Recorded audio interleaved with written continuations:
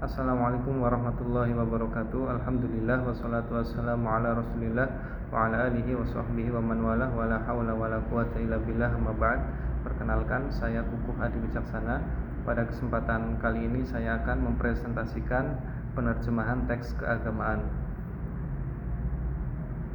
Latar belakang penerjemahan teks keagamaan dilatar belakangi oleh banyak teks keagamaan yang berbahasa Arab. Kemudian tidak semua umat, yakni kaum muslimin, memahami bahasa Arab, sehingga penerjemahan menjadi solusi. Pengertian penerjemahan. Penerjemahan adalah proses pengalihan makna dari bahasa sumber ke bahasa sasaran dengan tetap menjaga pesan asli. Penerjemahan bukan sekedar mengganti kata, tetapi memindahkan makna dan pesan secara tepat. Dalam bahasa Arab disebut dengan penerjemahan. Pengertian teks keagamaan. Teks keagamaan yakni teks yang bersumber dari agama, sifatnya sakral dan mengandung nilai akidah dan hukum. Teks keagamaan mencakup Al-Quran, hadis, tafsir, dan kitab fikih yang memiliki kedudukan penting dan tidak boleh diterjemahkan sembarangan. Karakteristik teks keagamaan: sakral, bahasa khas, makna mendalam, dan normatif. Teks keagamaan mengandung nilai teologis, nilai ketuhanan, dan hukum, sehingga penerjemah harus berhati-hati dalam menyampaikan maknanya. Urgensi penerjemahan. Urgensi atau pentingnya penerjemahan adalah untuk dakwah, pendidikan, kajian Islam, kajian ilmiah, dan lintas budaya.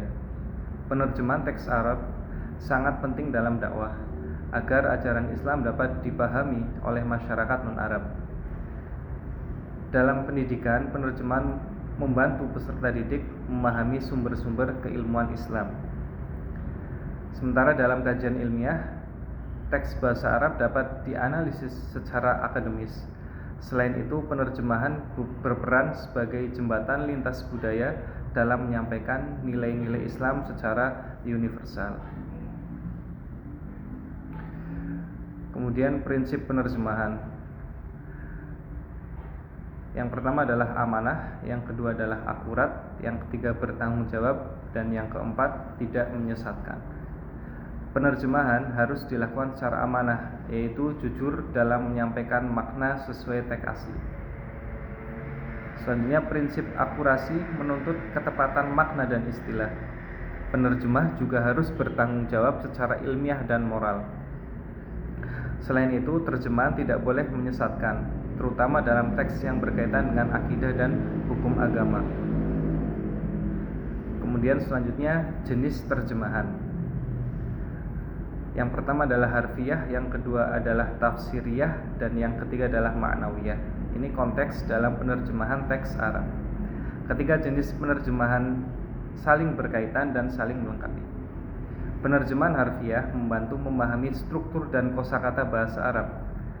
Penerjemahan tafsiriyah diperlukan untuk menjelaskan makna teks Arab yang bersifat teologis dan kontekstual. Sementara itu, penerjemahan ma'nawiyah digunakan untuk menyampaikan pesan teks Arab secara komunikatif agar mudah dipahami oleh pembaca bahasa sasaran. Contoh penerjemahan harfiah adalah teks Arab Innallaha ghafurur rahim. Sesungguhnya Allah Maha Pengampun, Maha Penyayang.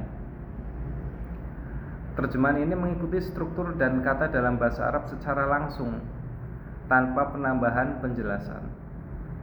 Selanjutnya, contoh penerjemahan tafsiriyah. Di sini diterjemahkan dengan sesungguhnya Allah Maha Pengampun terhadap dosa hambanya dan Maha Penyayang kepada seluruh makhluknya. Terjemahan ini menambahkan penjelasan makna berdasarkan tafsir ulama agar maksud ayat lebih jelas. Selanjutnya, contoh penerjemahan ma'nawiyah. Innallaha ghafurur rahim diterjemahkan dengan Allah selalu membuka pintu ampunan dan kasih sayang bagi hamba-hambanya. Terjemahan ini tidak terikat pada susunan kata, tetapi menekankan penyampaian makna secara komunikatif. Selanjutnya, kesimpulan. Penerjemahan teks keagamaan merupakan proses yang sangat penting dan membutuhkan kehati-hatian tinggi. Teks keagamaan tidak hanya memuat aspek kebahasaan, tetapi juga nilai akidah, hukum, dan moral yang bersifat sakral. Oleh karena itu, penerjemahan harus dilakukan secara amanah, akurat, dan bertanggung jawab agar tidak menyesatkan pembaca. Berbagai jenis penerjemahan seperti harfiah, tafsiriyah, dan ma'nawiyah dapat digunakan sesuai dengan tujuan dan konteks penerjemahan. Dengan pemahaman bahasa Arab dan ilmu agama yang memadai, penerjemahan teks keagamaan dapat menjadi sarana efektif dalam dakwah, pendidikan, dan kajian ilmiah. Sekian dari saya, kurang lebihnya mohon maaf. Wassalamualaikum warahmatullahi wabarakatuh.